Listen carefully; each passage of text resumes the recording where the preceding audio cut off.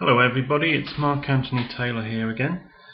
I want to discuss today dependency culture. Now you hear from these critics of welfare that welfare creates dependency. Now what I would argue is that the exact opposite is the case, that it's dependency that creates welfare. Now dependency begins with architecture.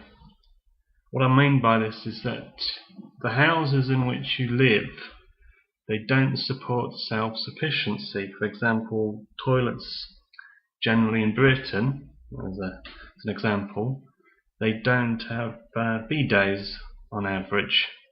And if you don't have a bidet and you don't have some source of water that can reach the toilet bowl, that means you need to use more toilet paper.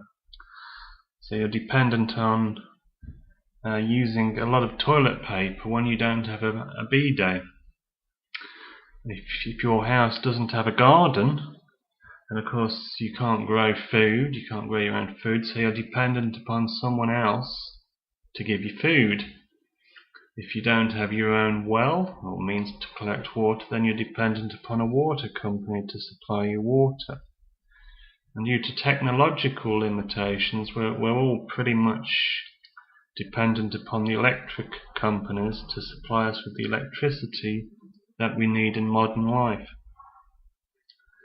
Now obviously this latter case, that's the technological limitation, and to overcome that we need advances in technology which politicians generally cannot predict.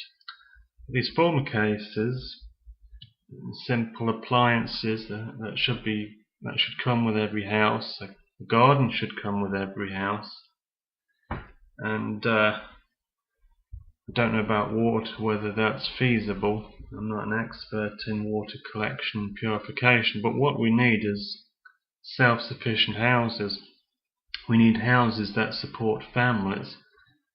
Houses in Britain typically just support one person, and two people can just about squeeze in them.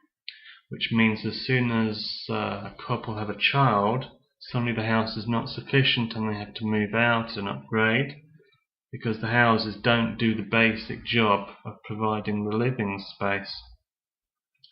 Some of this is down to very dense immigration in Britain, more than should be, and when you have too many immigrants, there's not enough land space. Enough land space, and the houses just don't do what they should do. So this architecture, the houses that we have in every city, makes us dependent. And because we're dependent, we need to find resources from outside, and we have to barter for those, which means we have to go to work to pay for the resources we can't generate ourselves.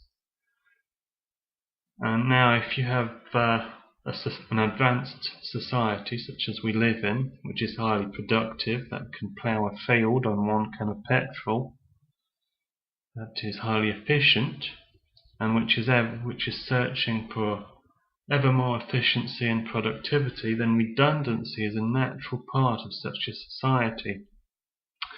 People generally have to relearn skills, learn the cutting edge skills, but there's always going to be a problem where the advance in productivity is such that many people aren't capable of adapting in time, and they basically become permanently redundant. I myself work in the computer industry, and I have to reinvent my skills every couple of years, and if they go rusty I can't find a job. And the rate at which computer skills new skills are appearing is frightening. It's getting worse and worse. And the result of this is that generally just a lot of people are redundant, and there's never going to be work for them. And if we pull jobs in from China, we might think this is going to solve all our worldly problems, but remember, in China there's a hell of a lot of pollution. And when we pull these jobs in, some of these jobs carry the pollution with them. So if we want to create our own rare earth metals, then we have to mine those metals, and the metals come attached to cadmium, arsenic, lead, mercury, tungsten and uranium, which end up in the environment. When these things are in rocks, they're insoluble. As soon as you chemically split them in order to get at the rare earths, you end up with metal salts which are soluble and end up in your water table, poisoning your fields, which is what's happened in China. So if we don't want to reproduce the pollution of China, we've got to allow them, even if it's in our selfish interest somewhere, to allow them to have the monopoly on dirty industries. And those clean industries, the office jobs, are increasingly being automated and consolidated and compressed, and the jobs themselves shrink and shrink until they no longer exist, and people are turning up at the office to do nothing, and then eventually, of course, they're part-time and then they're fired. So we've got a dependency culture, and because of our architecture, and we've got this redundancy culture because of the natural progression of productivity. So when you merge those together, what you have is a load of people living in houses that aren't self-sufficient, who need resources, but they can't pay for them. And if you extrapolate that, then you have massive number of people dying slowly over months, not being able to afford what food they need, eventually running short, becoming suffering from malnutrition, and then dying. Typically the doctors will report it by death by natural causes. But this is the problem. The dependency culture is caused by the architecture, and the welfare is just a response to both the productivity gains. So any ideas that you can cut this welfare and in a kind of with a von Mises magic wand, everyone is going to be living in some kind of libertarian utopia is nonsense. If you cut the welfare, you simply have a lot of people who are not self-sufficient, who cannot be self-sufficient because the very architecture of the houses and the cities in which they live simply do not provide for self-sufficiency. And that will not change. It cannot change for decades.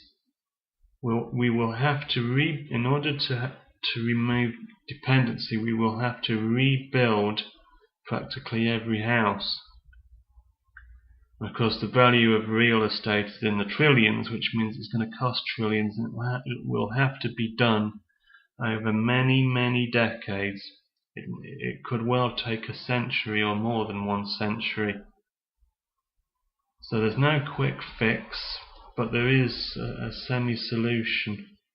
Every house has to be big enough to support a family. Every house must come with a garden that is large enough to grow food to feed the people in the house. Where possible, every house should have some kind of water collection system so that the people in the houses are not dependent upon water providers. Then hopefully, with the improvements in power production and storage, eventually every house will be self-sufficient in energy. Once we get these 3 things in place, then we might have a regime where we can have a libertarian free-for-all in which welfare does not matter. But until this architecture is put in place, it's a ridiculous dream that will end in some kind of neo-feudalism, in which the only people who enjoy the libertarian advantages are princelings, not the rest of us. Thank you very much.